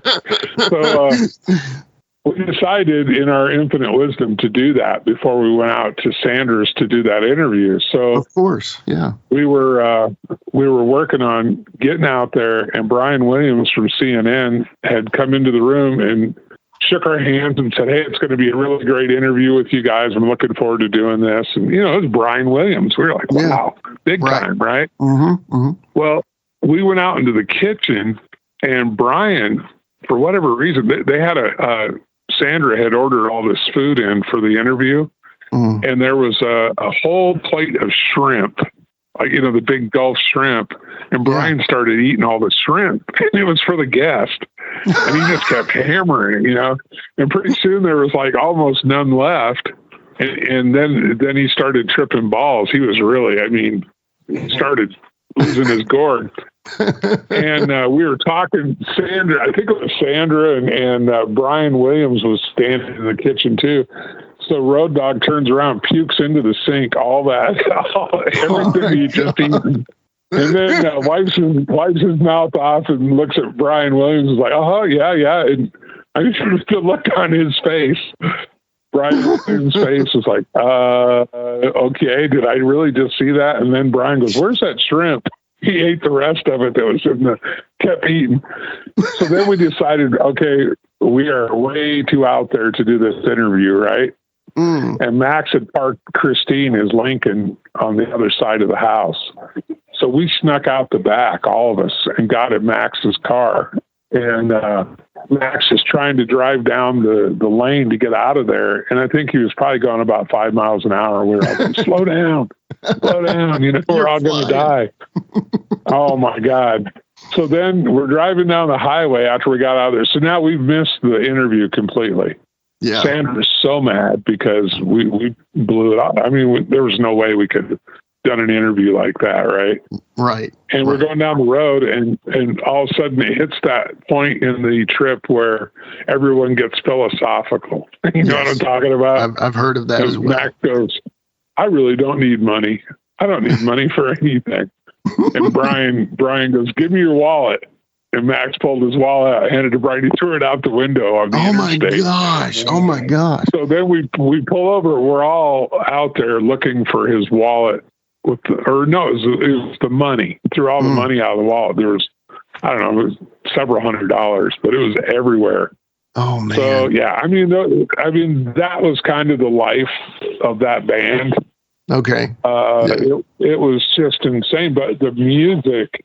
I remember at the time we went down and went to Warner Music Group, WMG. Yep. Yes, sir. And we went in and played it for them, and they were like, "This sounds like Creed." Oh, because Brian had that voice. He sounded like the singer from Creed. Okay. So they didn't want to sign us because of how crazy we were, right? And how crazy the band looked. But they loved the music, and everybody we played it for was very supportive of it. So you think it was kind of grungy a little bit, little grungy, little... It was a lot like Creed's first album, that really good album. Really heavy, but also melodic. Yeah. Heavy melodic. Yeah, it was very melodic. And of course, Brian had been in war over in Iraq. Right. And so we added some stuff in, to cover that. And there was I don't know, you'd have to get hold of Max and see if he'd let you hear the album, because the album's incredible. Yeah. Just incredible. That's very cool, man. That's my take on it. And I've been in the music business a while. I can tell you if it was drizzling shits, I'd tell you it was that, but it really was good. Now, did you play a good record? Were you bass in that, or were you guitar? What would you? Yeah, I'm mainly a guitar player, but in that band, I played bass. Max played lead. Nick Patrick played rhythm. Great. Nick's solid, man. Yeah, I believe it. Yeah. Joe Hamilton. He's a great guy too, on top of everything else. Except for his slow 3 count, he's good. No, I'm just kidding. But yeah, a little stiff on the 3 count, but he's a great guy, and we're still really, really close. That's awesome. And Yeah, I love Nick, and I love Brian too. I haven't talked to Brian in years, but I laughed so hard when I saw that interview. Yeah, and, every bit of it is the truth. What he said, he's right. Man, you can't argue with it. No doubt. And I mean, he was, I was just, it was a random question. I had never heard of Living Insanity. But I just wanted to know because he was such a good singer that I was like, man, have you ever been in a band? And then that's when I first heard of you, Dr. Squash. And so Wolfie's like, yeah, I know who that is. Dr. Squash, local wrestler. I know who that is. And yeah, it was like that. So, and then he did say, the opposite of good. And that was pretty funny, but which was hilarious. Yeah. I still laugh every time I think about it. So for me, I don't take stuff like that personal. Yeah. I just laugh because it was the character, I mean, that's what the character's job was, to be a bumbling heel, and I think I managed to do that pretty good. People hated me. So yeah. Was this around the late 90s? Is this the late 90s, early 2000s? Is that kind of when this happened? No, this was 1993 when we did that record. Wow. Okay. Gotcha. Okay. We're back in 93 and it was really ahead of its time. Sounds like it, man. Yeah. There was some stuff on there that sounded like Pink Floyd. There was a lot of influence there. Great, man. Maxx played his ass off. Maxx is actually a very good musician. He doesn't get enough credit for that. Yeah. He's a fine guitar player. Great writer. He's one of the most creative human beings I've ever known. Yeah. Fantastic writing and playing, movie maker too. His movie, I don't think's ever been seen. All the behind the scenes stuff with the guys that, like Louis Spicoli that died. Yeah. He shot a video on that tour that they never released. Yeah. Okay. So many of the guys are dead now, from somas and all that stuff. Took a lot of good ones out, man. Well, it did. Some of them terrible. Horrible. So did you ever get to play that WWF guitar? Of Max's? Mm-hmm. Yeah. The one he had? No, I didn't. That was after the band had already split up and everybody went their way. Oh, gotcha. I just went back to playing. Actually, I went back to Idaho and worked with Bruce Willis. Very cool. I was working with Bruce and Steve Miller after that. Very cool. That was for Mick. Mick did a Jimmy Kimmel show with Steve Miller, and I think he was trying. He asked Steve on air, "Did you know Dr. Squash and Maxx Payne?" And because I think he wanted to bury us. Like we really didn't know him. And Steve went, "Oh yeah, they came to my house, and I kept telling him, you got to not pick me up and quit calling me brother, stuff like that." Maxx picked him up, and that was a hard thing for Maxx because he had went to the WWF, to the office, and told them that Steve Miller was going to be his manager because he had actually made a deal with Steve. Steve was like into it, like wanted to go out and manage him in the ring. And then at the last minute decided not to, but it made Maxx look like a liar. And I think a lot of people thought he was lying about it. And the truth is that really did happen. That was a shoot. Yeah. And, that was a shoot. And he doesn't, get the credit for that. And Steve, I think, just thought better of it, Yeah. I think he was all excited about it and then just thought, I better not do that. Man, he could have come out. Who knows what'll happen. Man, he could have managed Spellbinder and done Abracadabra as the entrance song, man. That would have been amazing, wouldn't it? But Steve really kind of liked the wrestling thing. He just loved that whole thing. He thought it was funny. That's awesome. But he's a musician at the end of the day, and that's what he does best, And he was actually, didn't his mom invent Whiteout or something like that? No, that might be Mike Nesmith, but I know that Steve Miller was wealthy before music. So music was kind of like something. Am I right about that? He was. His dad was a surgeon. That's it. Yeah. But they didn't fund him when he quit college and went to San Francisco. He was on his own. Wow. Okay. Gotcha. Yeah. Very little money. He was living in a VW bus, a VW bus. And it's a great story. I did a podcast back in the 90s called the Sideman show, and I interviewed him on that. I'll send it to you. Please do. And Yeah, that would be incredible. I would really love to hear that. Because he talks about all that, Very cool. And, I would love to hear that. Yeah. Yeah. The Sideman show was fun because I just called up friends, they're famous musicians, and we talk. And just, talk about anything they wanted to talk about. And it usually went really well. That's awesome. So those were fun. Man, I've always, again, but yeah, you should. You should. I've always wanted to do a music podcast, but it's like all my stuff is based around wrestling. So it's like I've got a lot of music friends that are guys that my band got to tour with and play with and stuff back in the early 2000s and stuff. And man, I'm like Jimmy. I was like, I think I might name it Jimmy Street is Tired of Wrestling. that'll be the music podcast. But no, I'm just kidding. But anyway, yeah. So at this kind of point of the show, we do like to kind of go into these things we call quick questions, and it's more quick answers than quick questions, but I think these are kind of fun, and I think it kind of, digs into the folds of your brain a little and lets people see you from a different light. So would you like to play the quick question game? Yes, I'll play the quick question game. You're the man. Why not? Right. Sure, why not? It's not hard. All right, we'll be right back. DJ, hit the music.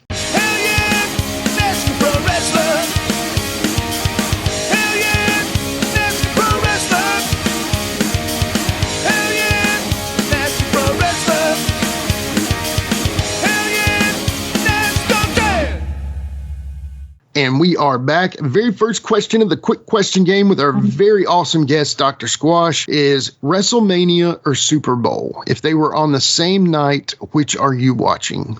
Super Bowl. Sorry. No, nothing wrong with that. Who's your team? Oh, the Bears. Jared? Oh, the Bears. Oh, yeah, baby. Cubbies and Bears. Well, can't say the Cubs because we're big Reds fans, but that's okay. Whatever. It's all right. We're not from there. We're not from Cincinnati, so we don't really want to push that. But anyway, it's a tough day, because everybody loves the Cubs, man. Come on, they're like I know. It's like the Yankees are like probably the popular favorite with most people, but when it comes down to it, I think the Cubs are like that underdog favorite that everybody pulls for, except for me and Jared. But yeah, of course not. But okay, well, hey, the Bears haven't, so I understand. Super Bowl makes a lot of sense. Hey, the Bears got wrestling. The Bears got wrestling ties too, with Mongo and the Fridge and Battle Royal and WrestleMania too. Yeah, everything like that. So plus, we were big marks for the Fridge, right? Because we had that GI Joe. Huge mark for the Fridge. Awesome. Is probably the reason I'm a Bears fan, honestly. All right, he was amazing.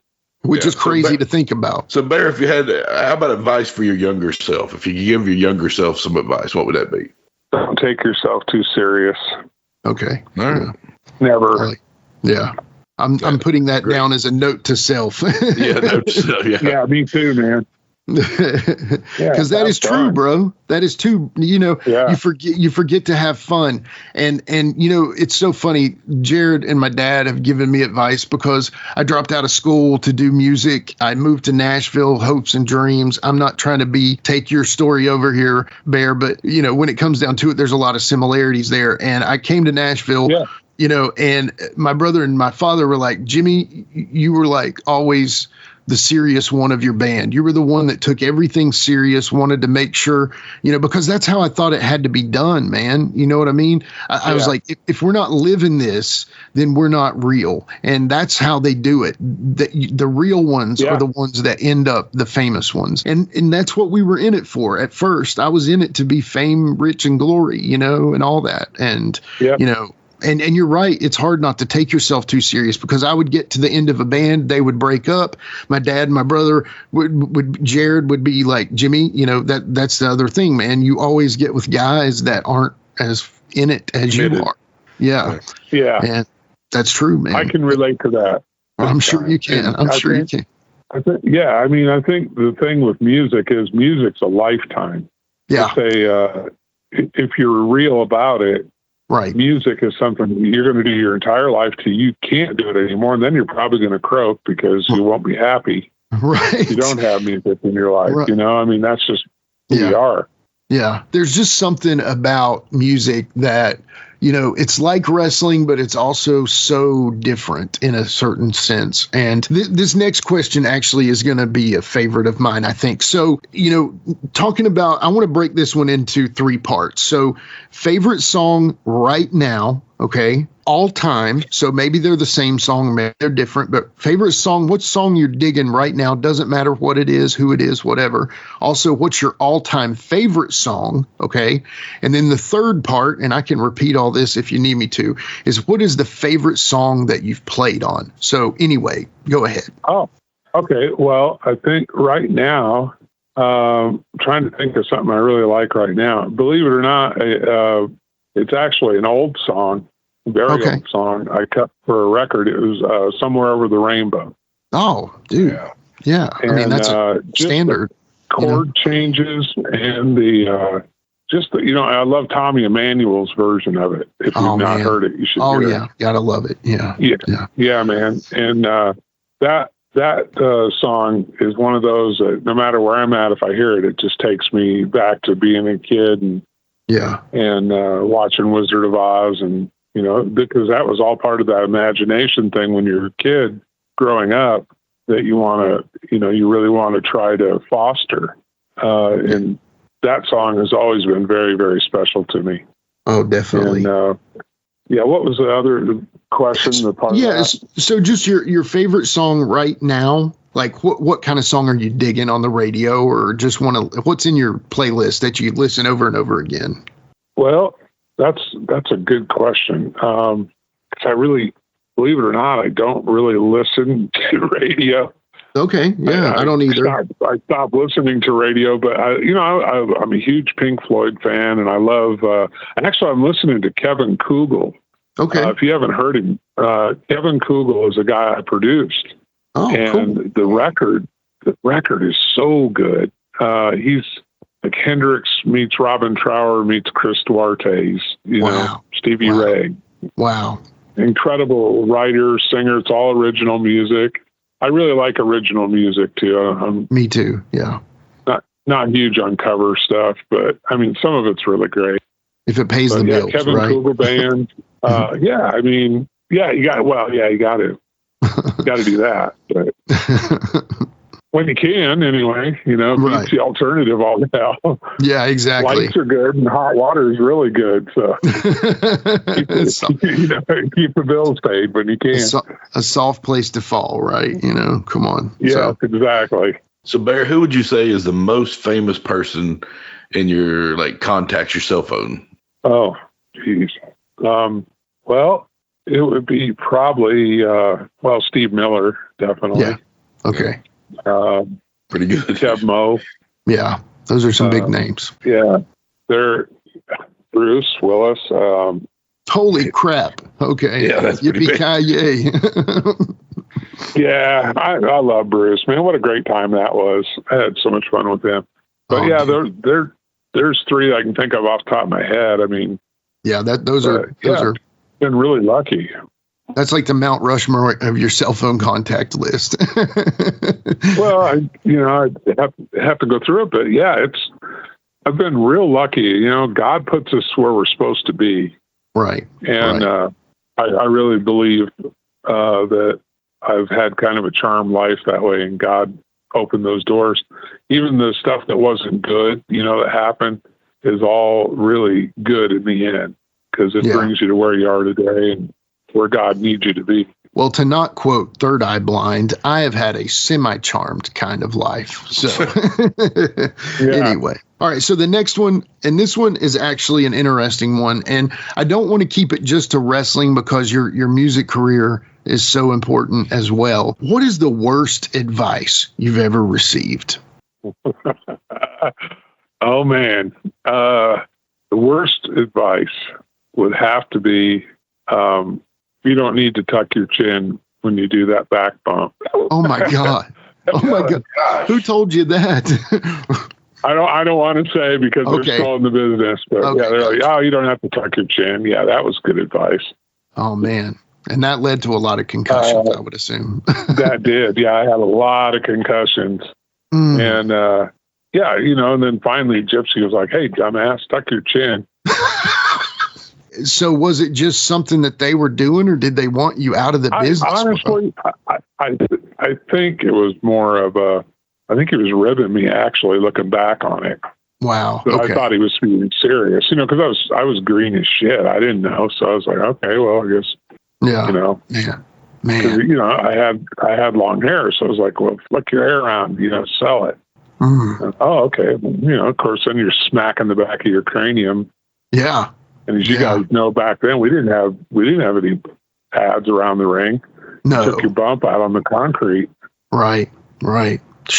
Bro, man, that was like the first. It wasn't very forgiving, I can tell you that. Yeah. And I assume, and I'm sounding like you took a lot more training than I did. I was a manager in the Nashville scene as well. And the only two things I really learned was to take a bump correctly with my chin tucked and to be able to sell and take offense. So like I'm not learning how to give offense because my trainer Kenny still didn't want me to be able to look like I was a wrestler. He wanted me to focus solely on managing. So essentially he was like, you need to learn two things, how to get your butt kicked and how to take a bump. And that's it. Yep. And that's all I learned. As a manager, you're going to do the rope into the ring trick, And, Yep, exactly. And that kind of bump, where they get you in, then stomp on you. And, that's part of the deal, right? Yeah. But managing was a different thing for me too. That was kind of a weird departure. So I enjoyed it. It was fun because you can go out and draw heat. Oh yeah. Make fun of the crowd and have fun with them. And yep. I love that time, man. But yeah, so that's definitely some of the worst advice I've ever heard. Don't tuck your chin. Hey kids out there. Yeah. If you're learning to wrestle, tuck your chin. Always tuck your chin. Tuck your damn chin. And let your heels hit first, right? Except on the AJ Styles style clash. Yeah, except on a Styles clash. Yeah, exactly. Don't do that then. Oh, man. So, okay, the last quick question we have for this one, and then we're going to kick it to the Sheik's second favorite question. But the final, and this is actually one of my favorite questions we ask. And I ask it on both of my podcasts just because I love the question and the answers it gets. So if you were to have a magical pause button or a rewind button on your life, career, whatever, which would you choose? Boy, that's a good question. Thank you. That's actually I don't know that I would do either, but if I had to pick one, probably a rewind. And I'd go back and I would not go, to be honest with you, I don't think I would have done the wrestling if I had it to do over. Yeah. Okay. Just stayed a fan. I think because I did it for, to prove to my dad that I could do it. Mm-hmm. And he was already gone. I mean, he died of cancer, but I wanted to prove to him that, I could go out and do that. I'm sure he was still checking in on you. Yeah. And I think I did it for the wrong reasons. And then to think that I could run a promotion was, that was, You do have some big balls, man. You really do have massive. You know what? It was a creative moment of, okay, I can do this. How hard can it be? And man, as you guys know, it's near impossible. Did you have heat with any of the other outlaw promoters around that area at all at that time? Was anybody? If I did, I wasn't aware of it because I was so busy trying to keep the damn show on the air. I didn't have time to really think about that. I was just trying to find the weekly nut we needed to get it on the air. That makes sense. And, I think I remember Max saying that we did, but I just didn't pay any attention to any. I get really focused, Of course. Okay, whatever they want to think, let them think it. I didn't really care. Yeah. But I'm sure we did. I mean, because we were basically exposing the business in a way. I mean, unintentionally, but we were. I mean, so I'm sure I had heat with a few of them.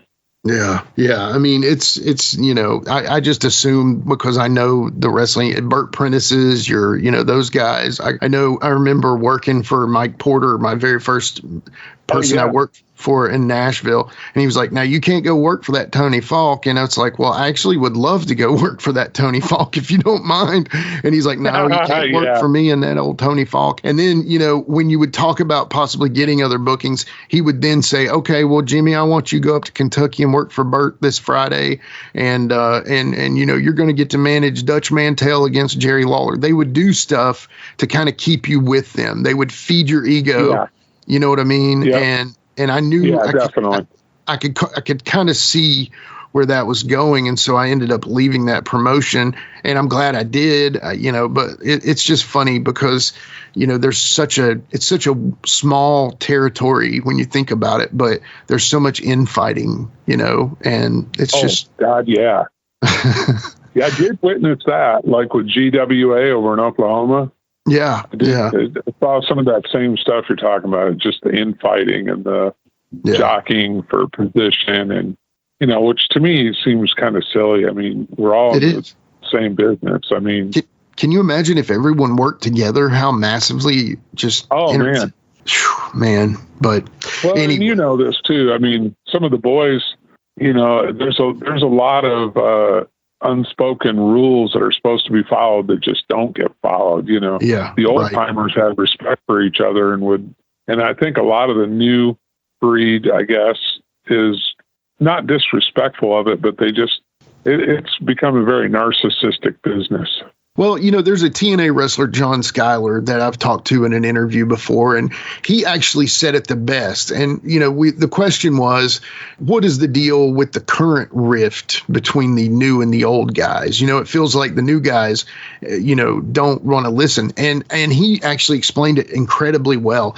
He said, well, think about this. The new kids, they can, and it's just like raising a kid right now, man. It's tough because they can go on the internet and find the answer to anything or somewhat of an answer to just about anything.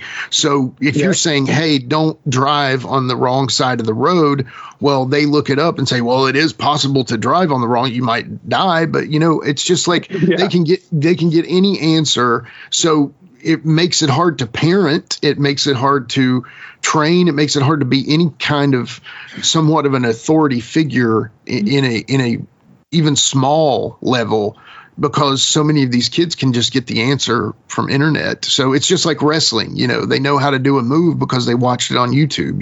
It's not, The internet has changed everything for musicians, because when we were kids, we didn't have internet. We had to use our ear. You had to sit with a record player and learn everything off the record.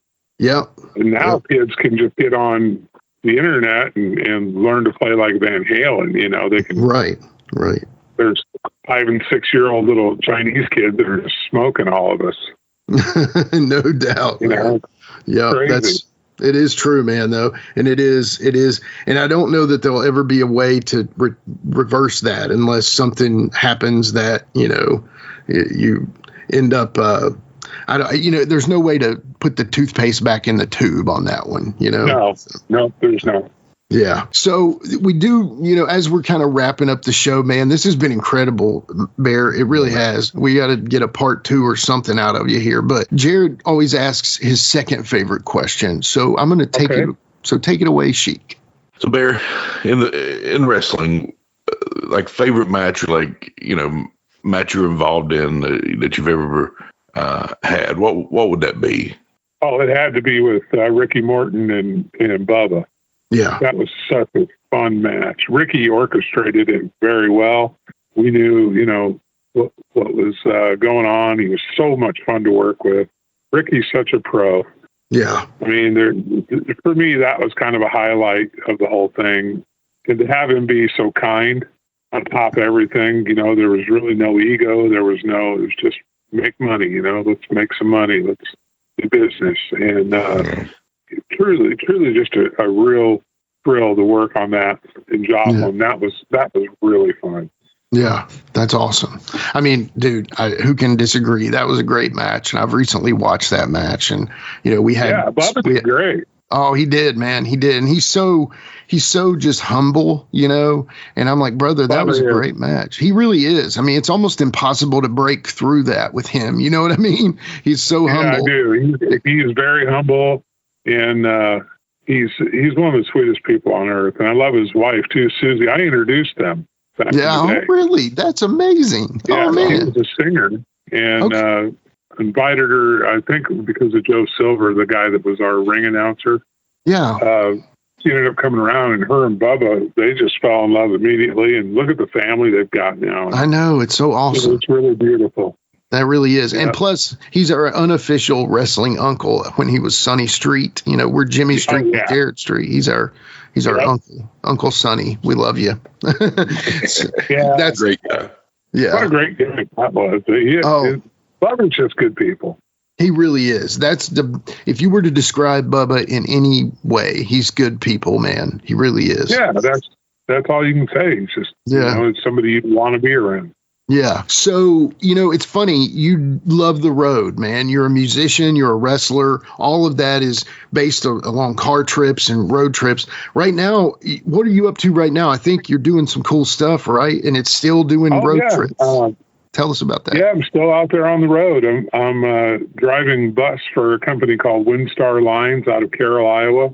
And I'm teaching new drivers how to drive 45-foot coaches. Wow. And that's my job, which I love. I love getting to, I like to teach, always have. And, getting to take these guys out on these coaches and get them on the road and teach them how to drive them safely and correctly is really a lot of fun. I enjoy it. That's awesome. But I do a lot of trips with the Hawkeyes, the Iowa Hawkeyes. We haul them. We haul all kinds of groups, a lot of college groups, sports teams, and what I'm doing now. And I really love it. That's very cool, man. That's very cool. Well, Bear, it's been incredible, man. Thank you for coming on the show. We, just to really appreciate you. The one thing we always kind of say at the very end is we want to give you a chance to say thank you or shout out some people. Do you have anybody you'd like to say thank you to that maybe we didn't get to talk about, or people we did talk about? Who do you have? Go ahead. I think that to do this and not give a big shout out to our Lord and Savior Jesus Christ would be the very wrong thing to do. Oh, wow. Yeah. He really deserves all the credit for everything that any of us get to do in this life. Amen. Because without him, we wouldn't have it. We wouldn't be able to do any of it. And music, as you know, is especially, that's a God-given talent. Right. And, it is. Yeah. I'd be really amiss if I didn't thank Jesus for everything. No, that's awesome. As far as everybody else, they know who they are in my life, and they know how I feel about them. So they already know I love them, and I'm grateful to have them in my life. All praise and glory go to God. That's awesome, man. Very cool. Well, hey, we can't end it any better than that. So thank you so much. Yeah. Thank you so much for coming on the show. And thank you for, just telling your story, man. We're so appreciative of that. This story, I knew I was excited, so excited to talk to you because of the music and wrestling connection that I can, I didn't do your level. Let's just say that I didn't do your level, but in a small way, I can completely relate to every bit of your story. And it's, man, I just can't thank you enough for coming on and telling us your story, brother. It's really appreciated. It was fun. I had a great time with you guys. Thank you, buddy. All right. All right. Have a good one, buddy. We'll see you soon. Talk to you soon. Again. Okay. Yes, sir. Right. Thank you. Bye. Appreciate you, buddy. All right, everyone. That was Dr. Squash, Michael Bear Clair. We'll be right back to wrap things up with the Plastic Sheik on Give Me Back My Pro Wrestling. Hey everybody, Gene Jackson here, inviting you to check out the Retro Wrestling Review, where each week I'm joined by some great co-hosts who help me review classic episodes of USWA Championship Wrestling, and right now we are doing week-by-week reviews of 1993. But we don't just do reviews, sometimes we get a chance to interview some of the people who were there and lived it, plus do watch-alongs. It's a lot of fun, so check out new episodes that drop every Wednesday at WrestleCopia.com. And to find links to everything associated to the podcast, you can go to uswapodcast.com.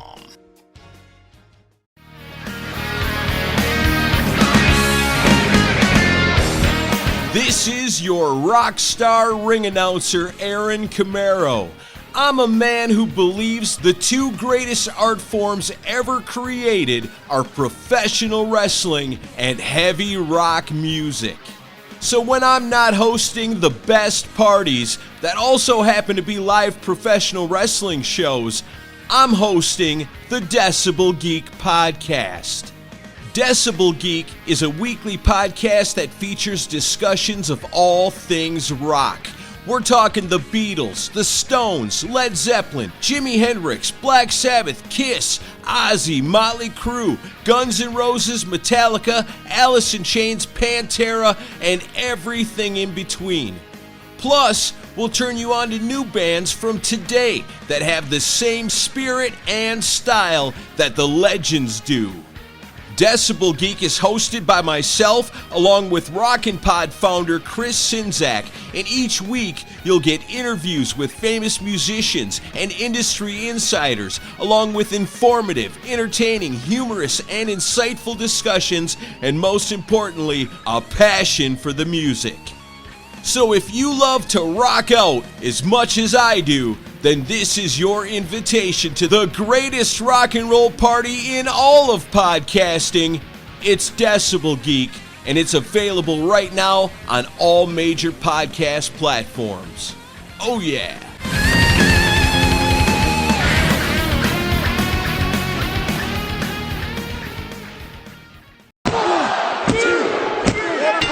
Oh, Sheik, one more time. I say it every episode, but one more time with a really good interview right there, man. What a cool conversation with a guy we didn't know, but we've heard so many stories about and seen the videos. And of course, our buddy Sonny Street, Bubba Perry, turned us on to some videos about him, and Quentin Charisma he's such a passionate, enjoyer of the IWA. So it's cool, man. Very cool. So.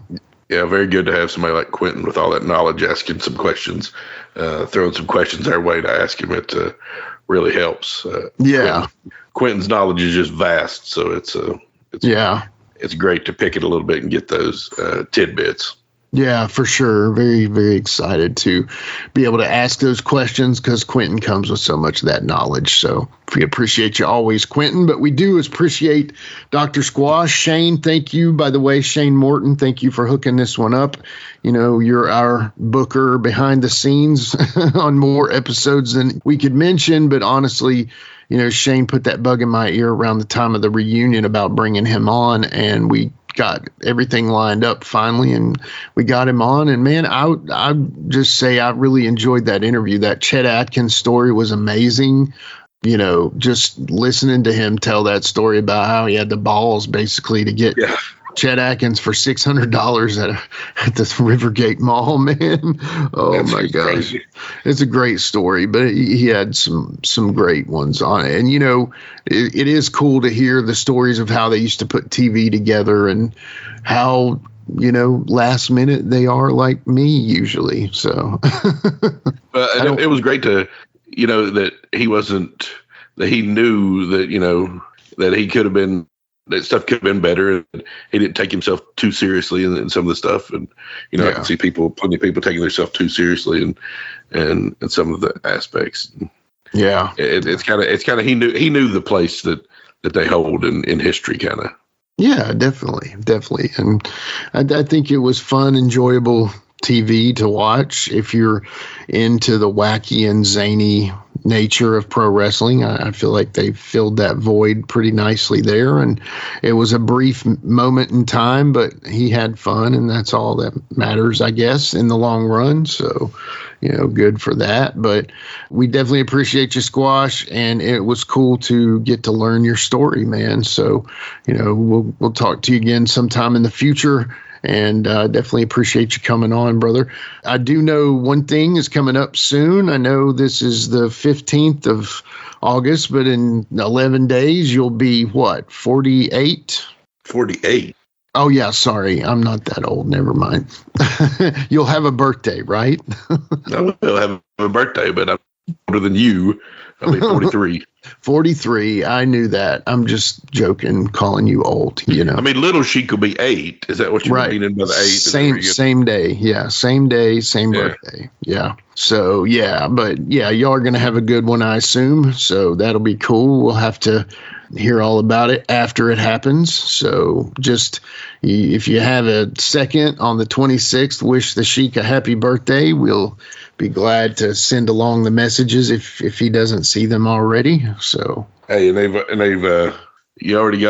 got some former guests with the same birthday too, right? Yeah, we do. Doug Markham, and man, I feel like there's somebody else. Was it Gator? Gator McAllister? Yes. Yeah. Doug Markham, Little Sheik, yeah, the Plastic Sheik, Gator McAllister. Man, that's a crew. That's the August 26th Horseman. There you go. Yeah, we'll take it. We'll take it. Little Sheik is the flair of the bunch. I've got to say. Yeah. So I can fake it. Yeah. Yeah, no doubt. Yeah. Well, I hope y'all enjoyed this episode. We definitely enjoyed bringing it to you. You know, as always, go to our social media platforms at GMBMPW on Facebook, X, Instagram, and YouTube. Make sure you subscribe, like, follow, do all that. You'll learn all about the upcoming episodes that we have in the future. But other than that, Sheik, I got nothing, man. You got anything else? No, I mean, I guess one thing I don't think I'd mentioned is I did complete my LJN collection. I can fake it. Nice. Yeah. Well, you haven't put that on the show, but yes, I did see the picture the other day. And how does it feel to be on the other side of it? It feels good. I mean, I do need I need a Billy Jack Haynes hat and maybe a few variants, but I'm not as concerned with that. But that's the only things I guess I'm lacking for full 100% completion, but it feels good. Okay. Yeah. Andre took a while. Blackstrap Andre took a while, man. To find the right one and stuff. So. Well, I just didn't want to settle, and then I probably settled more than I wanted to, but they're just either people want a ton for it or they're just not, or they're just in terrible shape and people still want too much for that shape. So I kind of settled for in between, good enough price, you know, bargained with the guy a little bit and made it happen. I might upgrade in the future if I get a chance, but as of now. Yeah, no doubt. I don't blame you. Well, congratulations on completing that. I know that was such a quest for you for such a long time. So definitely appreciate that. What's next? Hasbro? No, Remco? Hasbro, Remco. Remco's a tougher one to complete, man. Oof. I know. I don't know. Hasbro, the green card set can be tough to complete, so I don't know.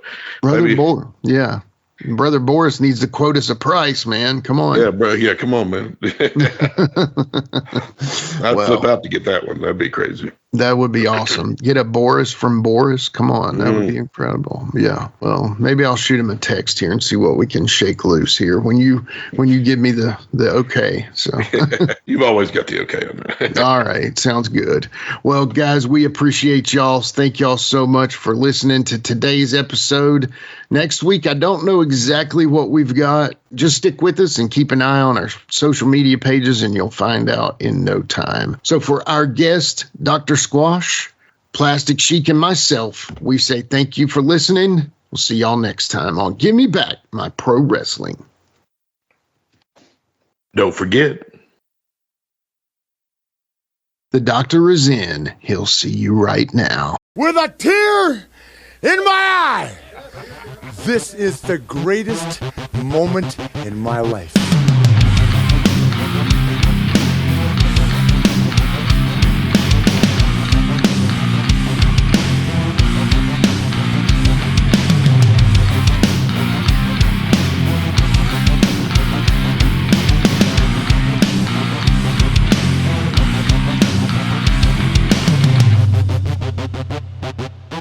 We'll see you later.